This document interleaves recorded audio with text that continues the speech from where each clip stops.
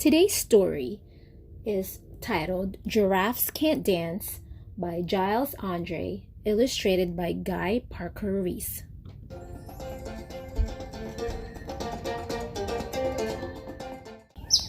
Gerald was a tall giraffe whose neck was long and slim, but his knees were awfully crooked, and his legs were rather thin.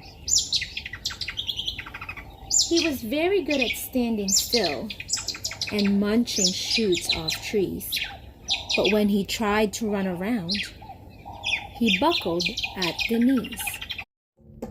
Now every year in Africa, they hold the jungle dance, where every single animal turns up to skip and prance. And this year when the day arrived, poor Gerald felt so sad, because when it came to dancing, he was really very bad. The warthogs started waltzing, and the rhinos rock and rolled. The lions danced a tango that was elegant and bold. The chimps all did a cha-cha with a very Latin feel. And 8 baboons then teamed up for a splendid Scottish reel. Gerald swallowed bravely as he walked towards the floor.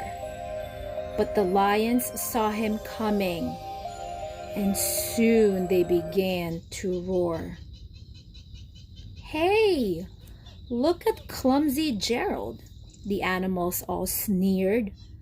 "Giraffes can't dance, you silly fool. Oh, Gerald, you're so weird." Gerald simply froze up. He was rooted to the spot. "Oh, they're right," he thought. "I'm useless. Oh, I feel like such a clot." So he crept off from the dance floor, and he started walking home. He never felt so sad before. So sad and so alone. Then he found a little clearing, and he looked up at the sky. "The moon can be so beautiful," he whispered with a sigh. Excuse me," coughed the cricket, who'd seen Gerald earlier on. "But sometimes when you're different, you just need a different song. Listen to the swaying grass and listen to the trees. To me, the sweetest music is those branches in the breeze. So imagine that the lovely moon is playing just for you. Everything makes music if you really want it to." With that, the cricket smiled and picked up his violin. Then Gerald felt his body do the most amazing thing.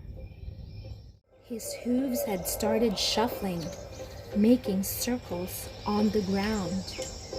His neck was gently swaying, and his tail was swishing round. He threw his legs out sideways, and he swung them everywhere. Then he did a backward somersault and leapt up in the air. Gerald felt so wonderful. His mouth was open wide. "I am dancing. Yes, I'm dancing. I am dancing," Gerald cried. Then one by one, each animal who'd been there at the dance arrived while Gerald boogied on, and watched him quite entranced. They shouted, "It's a miracle! We must be in a dream. Gerald's the best dancer that we'd ever seen." "How did you learn to dance like that? Please, Gerald, tell us how." But Gerald simply twirled around and finished with a bow. Then he raised his head and looked up at the moon and stars above. "We all can dance," he said, "when we find music that we love."